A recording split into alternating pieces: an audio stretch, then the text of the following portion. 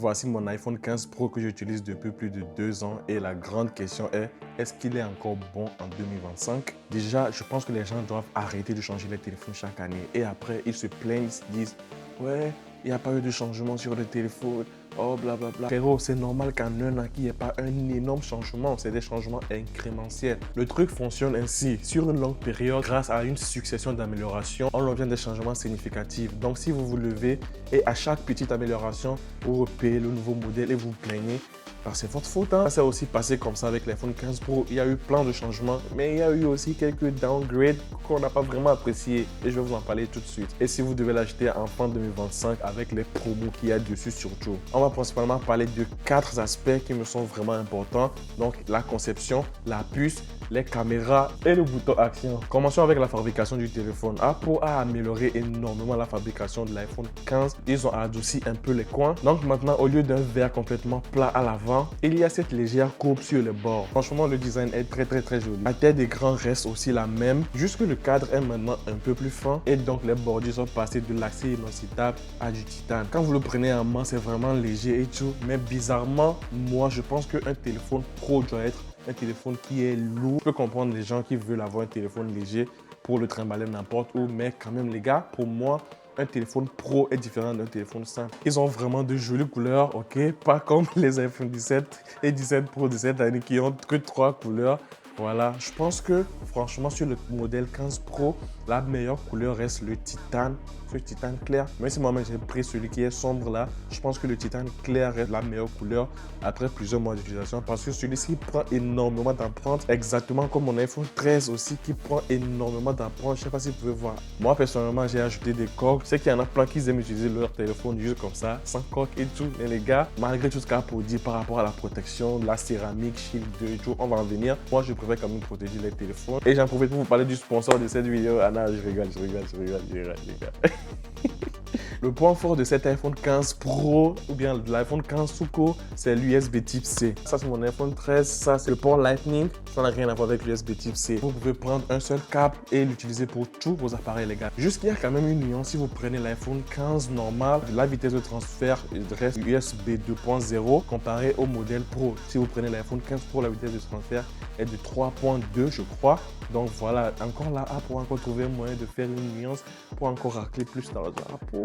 La charge n'est pas plus rapide, c'est toujours 25 watts. Franchement, ce n'est pas terrible dans le monde où nous vivons aujourd'hui de 2025.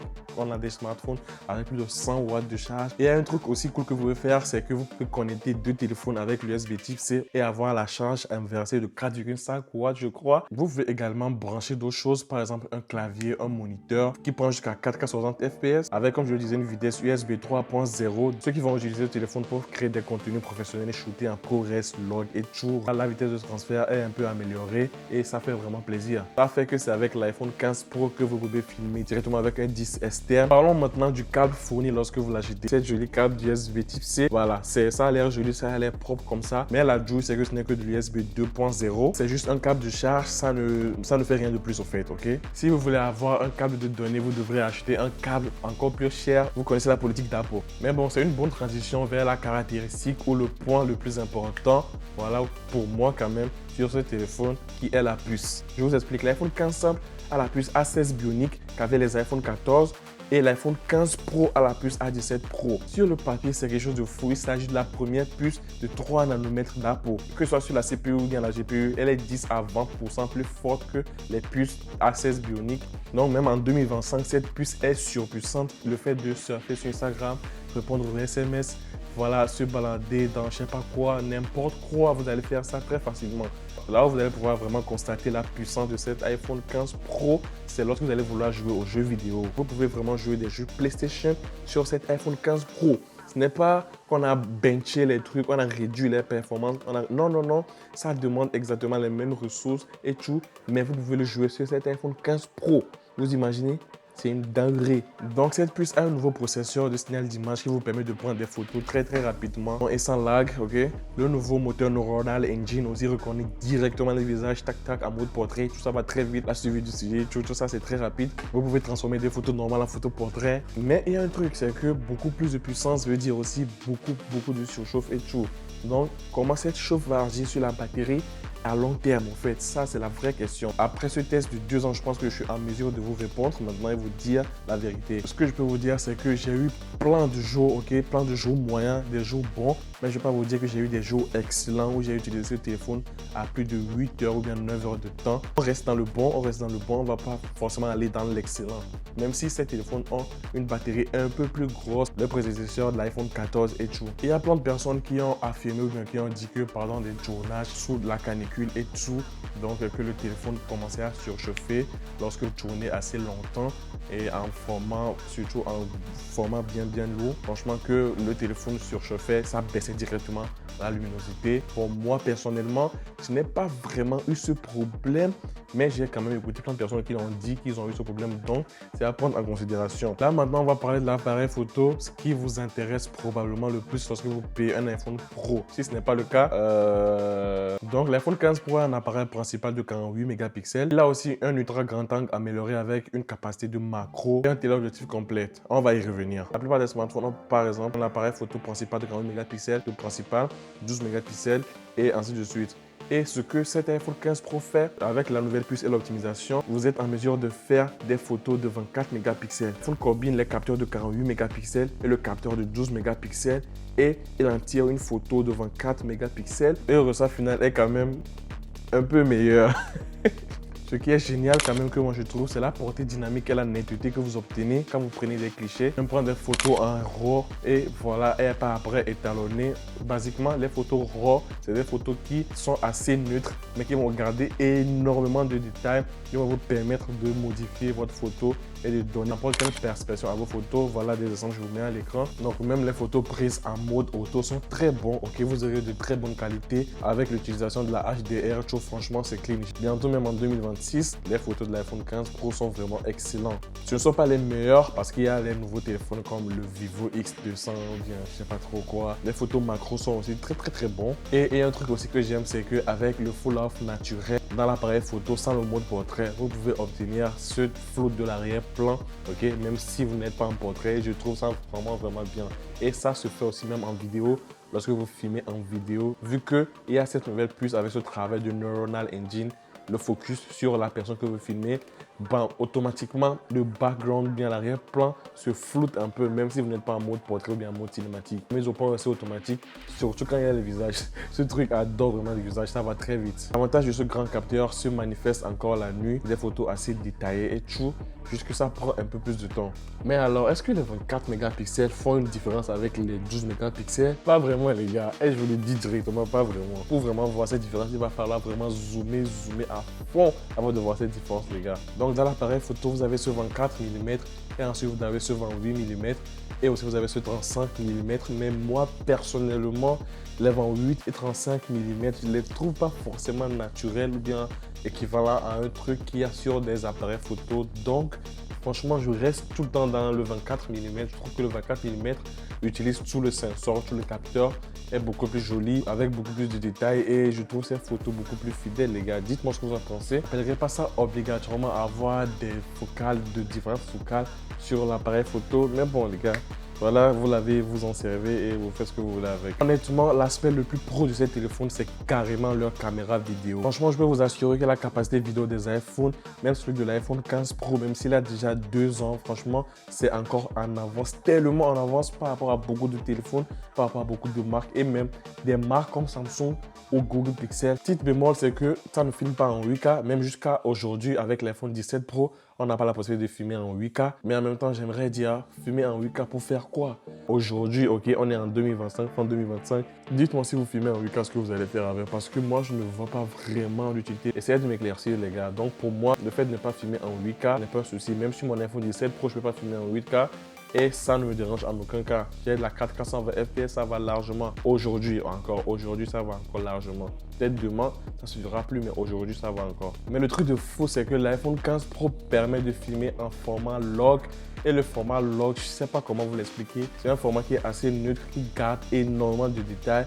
Et par après, vous pouvez étalonner et ajuster les couleurs et donner la forme ou bien la perception du truc que vous voulez au fait. Et à mon avis, ça c'est le grand plus, surtout si vous êtes vidéaste et vous utilisez votre iPhone pour tourner des vidéos et tout. Franchement, vous n'avez pas forcément besoin de payer une grosse caméra à 4-5 000 € avec les objectifs et tout. Attention, je ne dis pas que cet iPhone 15 Pro peut remplacer les caméras. Je dis juste que c'est une très bonne alternative. Et il y a ce truc dont les gens parlent beaucoup et jusqu'à aujourd'hui, on a ça. J'ai même ça sur mon iPhone 17 Pro. Il y a plein de personnes qui ont dit que ça sera fixé sur l'iPhone 17 Pro maintenant. Et il y a ce petit point, ce petit halo de lumière lorsque vous filmez. Et ça se fait remarquer surtout la nuit. Car aujourd'hui, ça n'a pas encore été fixé. Mais bon, je me dis que ce truc, peut-être dans le futur, ça sera un truc que les gens vont stimuler. L'être humain est bizarre. Aujourd'hui, ils ne veulent pas avoir ça. Demain, ils vont faire tout pour simuler ça et revenir ou bien essayer de revivre cette époque à laquelle on est actuellement. Bref, il y a un petit truc, c'est que l'iPhone 15 Pro Max, le plus grand, est le seul à être livré avec un téléobjectif plus grand. Vous voyez, Apple a cette art de manipuler. Ça permet d'obtenir un zoom jusqu'à 5 fois. Mais il faut savoir que le téléobjectif, son plus grand atout, c'est le mode portrait. Vous allez faire de très bons photos portrait et tout. Même si le 5 fois, voilà, je pense que le 4 fois, genre le 100 mm, c'est la vraie définition du mode portrait. Mais avec le 5 fois aussi, franchement, vous allez faire de très bons clichés. Donc, maintenant, on va parler du bouton action. Et vous allez voir qu'on ne va pas vraiment trop s'attarder dessus. C'est un bouton, je trouve pas forcément l'utilité, même si au début, voilà, premièrement, lorsque j'ai pris cet iPhone 15 Pro, voilà, le bouton action, ça sert à lancer plein de choses. Vous pouvez programmer plein de choses dessus. Ok, j'avais programmé Google dessus parce que si on se dit la vérité, il est bête. Après, je me suis lassé et j'ai programmé l'appareil photo dessus. Donc, dès que j'appuie dessus, en même temps, l'appareil photo vient. Après, j'ai encore changé et j'ai programmé, par exemple, la tâche parce que je suis quelqu'un, j'écris beaucoup dans mes notes et tout, dans mes tâches et tout. Donc, dès que j'appuie dessus, la tâche vient directement et j'écris ce que je dois écrire. Mais avec le temps, j'ai aussi supprimé. Donc, il y a plein de choses que vous pouvez faire avec. Par exemple, le déverrouillage de votre voiture, au mapping de plein de choses. Mais je veux juste dire que là où il est, ce n'est pas un bouton vraiment bien accessible. Surtout lorsque vous tenez votre téléphone avec une seule main, c'est compliqué de l'utiliser. Okay? Surtout aussi si vous avez pris un téléphone Pro Max qui sont encore beaucoup plus gros et tout. Franchement, c'est très compliqué. Donc, moi, franchement, je l'ai remis en mode muet. Mais bon, c'est quand même un bouton assez utile et je pense que tout le monde n'est pas comme moi. Moi, je n'ai pas forcément trouvé d'utilité à ce bouton action. Mais je sais quand même que ce n'est pas un truc surfait. Donc, il y a forcément des trucs que vous pouvez faire avec. Peut-être que vous en sortirez mieux que moi. Moi, ce n'est pas trop ma tasse de thé. Donc, cet iPhone 15 Pro, actuellement, on est aujourd'hui le 3 décembre. On est en période de promotion. Il y a plein de promotions qui se font dessus. Ça coûte à peu près 650 €. Franchement, ce n'est pas du tout à négliger, les gars. Donc, est-ce qu'il est nécessaire d'aller prendre un iPhone 16 ou bien un iPhone 17 qui va coûter 900 et quelques euros, alors qu'il y a l'iPhone 15 Pro qui a une puce bien surpuissante, qui a un écran OLED 4K, 120 fps, taux de rafraîchissement adaptatif, qui a une bonne batterie, pas la meilleure, mais qui est genre, ça fait le taf. Vous pouvez tourner des vidéos, faire tout ce que vous voulez avec, l'utiliser sur les réseaux, ça on n'en parle même pas, c'est fluide comme du n'importe quoi. Donc voilà, vous pouvez faire des choses professionnelles avec, filmer en ProRes, log et tout. Bon les gars, est-ce que ça vaut vraiment la peine d'aller dépenser plus de 1000 balles sur un iPhone 17 actuellement, ou vous voulez juste aller prendre cet iPhone 15 Pro? Non, ça c'est le 13. Donc je pense que si vous venez d'un iPhone 11, 12 ou même 13 et vous voulez upgrade, voilà, et vous n'avez pas forcément plus de 700 €, vous avez 600 € et quelques, les gars, je vous conseillerais vivement cet iPhone 15 Pro. Parce qu'il est encore très bien. Surtout si vous êtes professionnel et vous voulez en tirer parti, franchement, je vous le conseille. Et en cette période de fin d'année, vous allez trouver aussi plein de promotions dessus. Donc foncez, n'hésitez pas les gars. Et voilà. Dites-moi si ça vous intéresse que je fasse une petite review sur cet iPhone 13 que j'adore, que je pense qu'il est le meilleur iPhone, les gars. Je pense que l'iPhone 13, je pense que c'est le meilleur iPhone de tous les temps, les gars, cet iPhone 13. Donc, dites-moi si vous voulez une review ou bien une journée dans ma vie où je vais le tester dans plein de situations différentes. C'est tout pour la vidéo. N'hésitez pas à la liker et à vous abonner. Prenez soin de vous. C'était votre gars Sano Baby. Step by step, marque big step. C'est votre gars Sano Baby. Prenez soin de vous, les gars. Peace, love et tchuss, les gars.